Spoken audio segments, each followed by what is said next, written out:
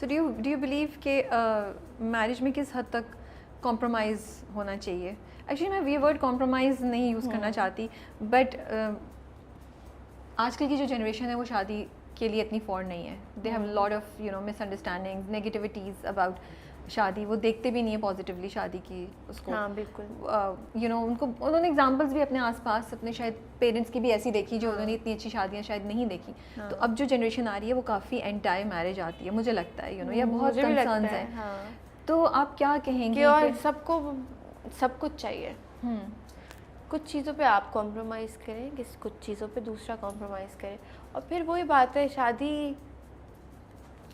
Gamble ही है. अब इस पे हम यही कह सकते हैं कि ज़रा एक ऐसे इंसान को ढूंढें जो इज़्ज़त करता हो बस. दोस्ती या मोहब्बत, क्या चीज़ इम्पोर्टेंट है? अरे दोस्ती बहुत ज़्यादा ज़रूरी है. फिर मोहब्बत हो जाती है. मोहब्बत हो जाती है. अच्छा इंसान है, आपको मोहब्बत हो जाएगी. वो आपके बस में नहीं है. वो ऐसी चीज़ है ऑटोमेटिकली हो जाती है. मुझे लगता है ऐसा आप सही कह रही है, जहाँ इज्जत मिल रही हो इवेंचुअली लॉन्ग टर्म में मोहब्बत हो जाती है. हाँ. और फिर आपको ये देखना होता है ना कि आपकी जनरेशन किससे चलनी है. जिस इंसान से आप ये देखेंगे. मुझे तो ये बहुत होता था कि मेरे शौहर से ज़्यादा मेरे बच्चों का बाप कौन होगा. ये मैंने कभी नहीं इस तरीके से सोचा. ये इंटरेस्टिंग. तो ये ज़रूरी है ना. मेरे बच्चे फिर क्या सीखेंगे, किसको देखेंगे, जो मैं सिखाऊंगी, जो एग्जाम्पल होगा उनके लिए. तो सबसे ज़्यादा इम्पोर्टेंट है ना. क्या अपने बारे में कोई नई चीज़ डिस्कवर की शादी के बाद, या शादी के बारे में क्या नया चीज़ डिस्कवर की? कि बड़ी इजी चीज़ है, कोई मुश्किल चीज़ नहीं है. हाँ, एक दूसरे का साथ दे के चलें. कुछ भी ऐसा नहीं है कि मुश्किल हो. और फिर मैं यही कहूँगी, अच्छे इंसान से अगर शादी हुई है आपकी तो बहुत सिंपल इजी चीज़ है. मज़ा आता है भाई. इंजॉय करते हैं एक साथ, आप चीज़ें एक्सपीरियंस करते हैं. For all those people who are against शादी, सबूर की बात सुने. नहीं, शादी बड़ी अच्छी चीज़ है. और मैं आगे क्या बोलूँ, करके ही पता चलता है. ऐसा लड्डू है जो खाए वो भी पछताए, जो ना खाए वो भी पछताए. ये तो बिल्कुल आपने सही कहा. करके देख लेना. किस बात का डर है. Tell me what is the most romantic thing Ali has done for you till now that you can share with us. भाई मेरा मकसद ये है कि एक तो I love listening to these, मुझे ऐसी कहानियाँ सुनने का मुझे बहुत मज़ा आता है. और दूसरा मुझे लगता है कि इट्स इम्पॉर्टेंट कि हम लोग नेगेटिविटी और टॉक्सिक बातें इतनी ज़्यादा आती हैं कि अच्छी पॉजिटिव पुरुमीद चीज़ें लोगों को सुनाएं. बिल्कुल. ताकि लोगों को मोहब्बत में, रिश्तों में खुलूस पे एतबार दोबारा आना शुरू हो. हाँ, दुनिया में कुछ अगर बुरे एक्सपीरियंसेस हुए, बुरे लोग हुए, तो अच्छे भी बहुत हो रहे हैं. दुनिया चल रही है. लेकिन याद नहीं रहते ना सबूर. अगर आप देखें याद नहीं रहते, कम याद रहते. मुझे लगता है बुरा वक्त भी याद नहीं रहता. नहीं, मुझे लगता है जो अच्छी कहानियाँ होती हैं हम लोग उसके बारे में ज़्यादा बात नहीं करते. हम नहीं करते. और आई थिंक लोगों को ना ज़रा मिजरी में जाना और उन चीज़ों का भी एक वो होता है.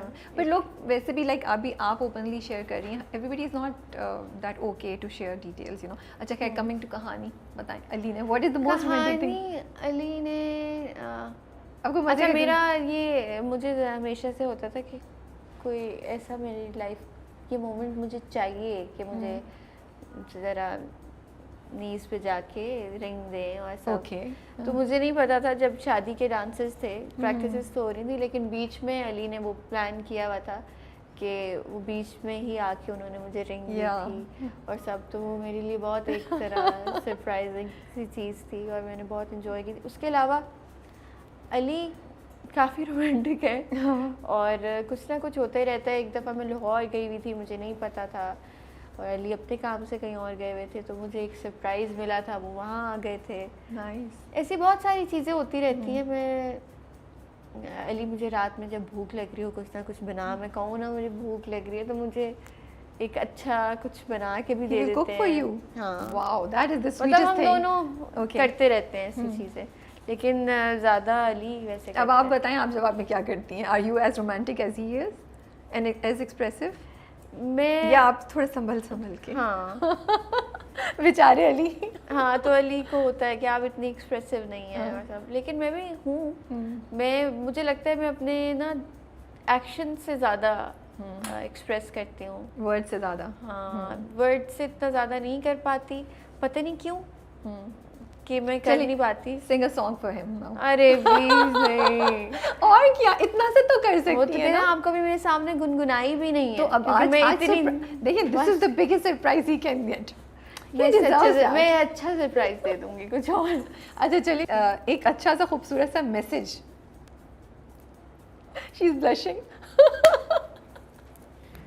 मैं ये कहूँगी कि you are the best thing happened in my life, और यू आर द बेस्ट, और आप जैसा कोई भी नहीं है और ना कोई हो सकता है। माशाल्लाह माशाल्लाह माशाल्लाह से ढेर सारी दुआएं आप दोनों के लिए। अल्लाह आपको हर अच्छी बड़ी नज़र से बचा के अपने हिफ्ज़ मान में रखे आप दोनों को, और बहुत सी खुशियाँ आप दोनों को आगे एक साथ देखना नसीब करे। आमीन आमीन। आमीन सुम्मा आमीन। अच्छा ज़बूर, मुझे बताएं, what do you feel about public display of affection? Do you feel, अभी हम शुरू में भी बात कर रहे थे, पर मैंने कहा मैं थोड़ी देर बाद इस पर दोबारा वापस आती हूँ। दिल चाहता है आपका, जैसे आप कह रही हैं, कि तस्वीरें लगाएं, लेकिन एक तो वही होता है कि नज़र लग जाएगी, जो सब बोलते हैं, जो हम सभी उस पर बिलीव करते हैं। बट यू फील कि करना चाहिए ये? मुझे लगता है कि आपका जो दिल चाह रहा है ना, आप वो करें।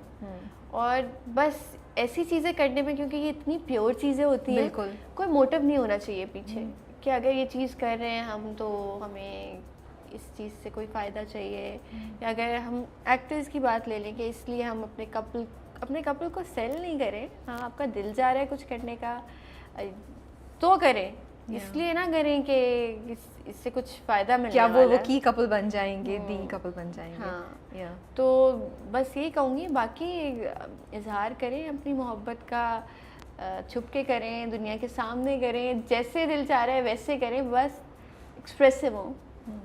Okay, what is your challenge at this stage in career? Because last time हमने जब मिले थे, मुझे याद है फितरत की टाइम पे, तो आप मेंशन कर रही थी कि यू नो चांस नहीं दिया जाता सबको इंडस्ट्री में equally. Do you feel the same way अभी तक, कि आपको लग रहा है उस टाइम से लेके अब तक, जो आई थिंक 2-1.5 साल हो गया होगा, चीज़ें चेंज हुई हैं इंडस्ट्री में, आपको उम्मीद नज़र आती है या चीज़ें वैसे ही हैं अभी तक? देखिए, काम अच्छा होने को अच्छा काम भी बहुत हो रहा है, और जहाँ तक चांसेस की बात है तो मुझे अभी भी ये चीज़ लगती है कि एक कैरेक्टर अगर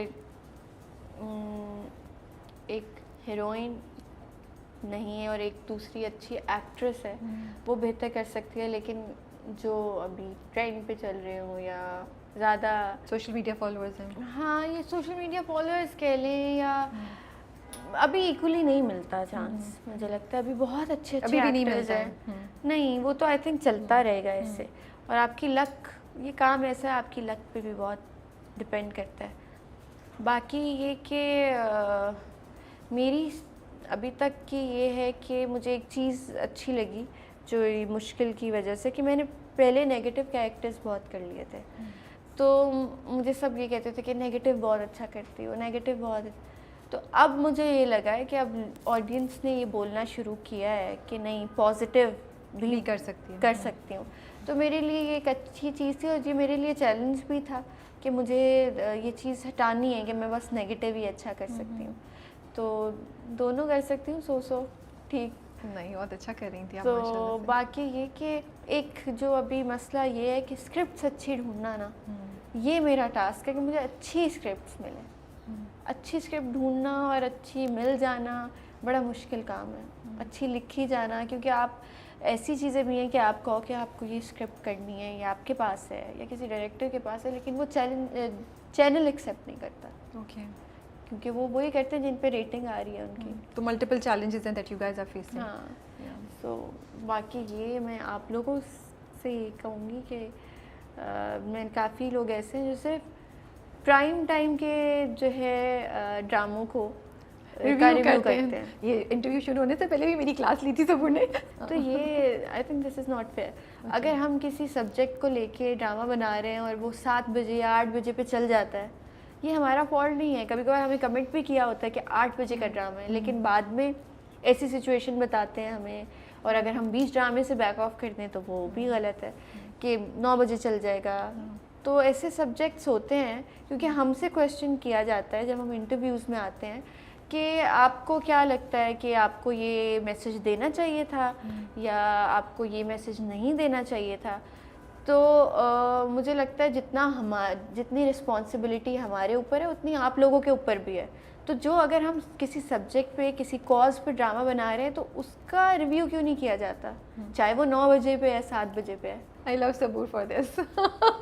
I love her for this. I'm not joking. And I remember पिछली बार भी ऐसी बड़े मज़े की बात हुई थी।